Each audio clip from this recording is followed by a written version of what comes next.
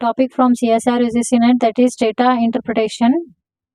So I have explained you about some of the important topics from General Aptitude in the previous videos. Please go to those videos. So in this video, let us discuss about data interpretation. Data interpretation is the process through which inferences are drawn about the data available for analysis. So data will be given in any of the form. It may be in the form of tables or bar charts or line graphs, histograms, pie charts. So first you should understand how the data is represented. If you take tables, the data is represented in terms of rows and column. You should read the data given carefully and try to solve the question. Bar charts, as we can see in this diagram, so these are what rectangular bars with length proportional to their values. So the length represent their values. So the bar charts can be plotted vertically or horizontally. The data is discrete, not continuous. So if we see there is a gap between the another reading, so this is what the discrete nature of data, and it may be vertical or you can take the horizontal. So it is not continuous. So this is about bar charts.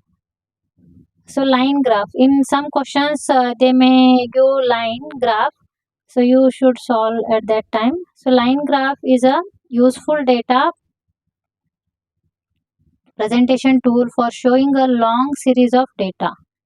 So it shows the long series of data. You can see here, this is the line graph which shows a long series of data. It displays data in two dimensional. Anyhow, this is what, if we take line graph, that is what 2 dimension.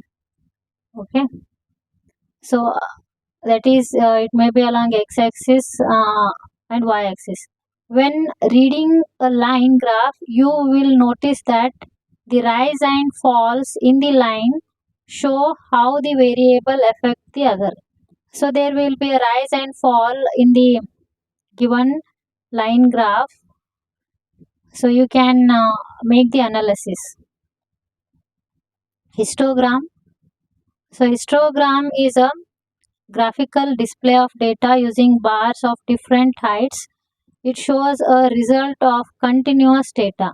Here in case of bar chart, that is discontinuous. If you take the histograms, it is also a graphical display of data in terms of bars, but here there is a continuous variation in the variable. So such as it may be weight, height, or any of the parameter. If you take, it is used to summarize discrete or sometime discrete or continuous data that are measured on an interval of scale. So histogram divides up the range of possible values in a data set, classes or groups.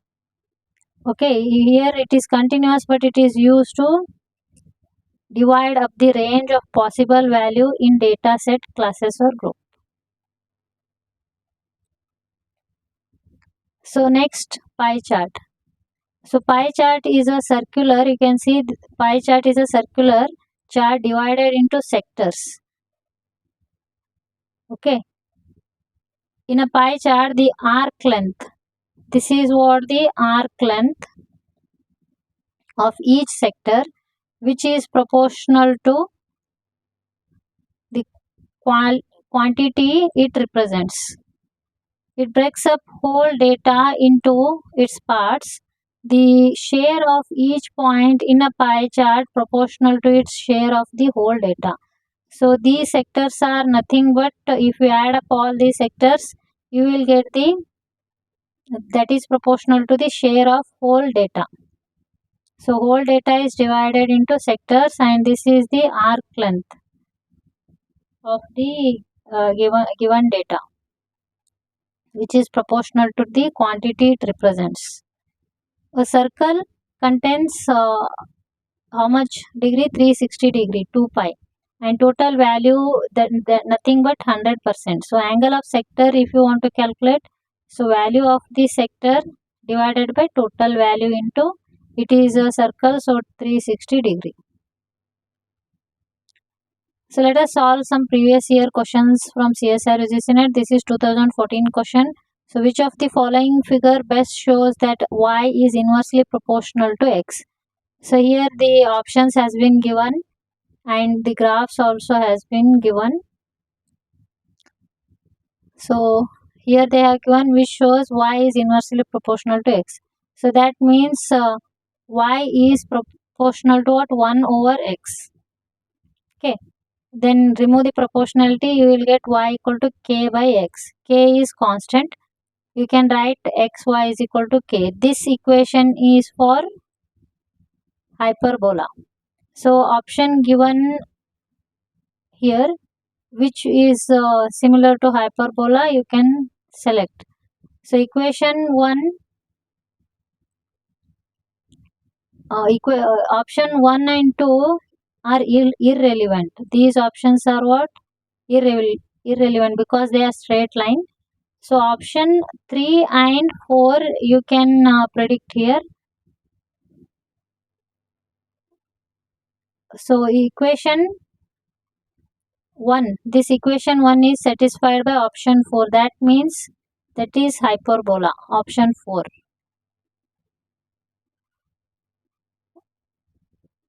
Next question.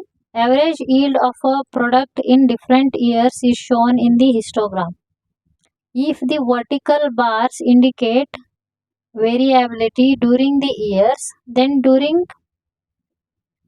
which year was the present variability over the average of last year? So here it is 2000.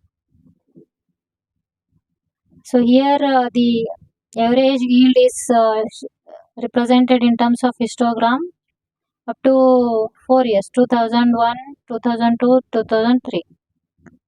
So if we take for the year 2000, so variability during that year is how much? 150 plus or minus 50. So in 2050 divided by how much? 150 into 100 if we do.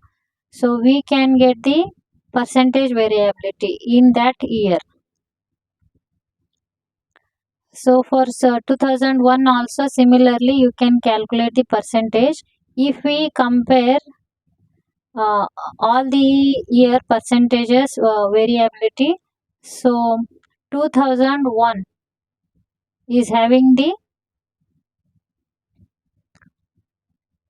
minimum variability, so option B is correct.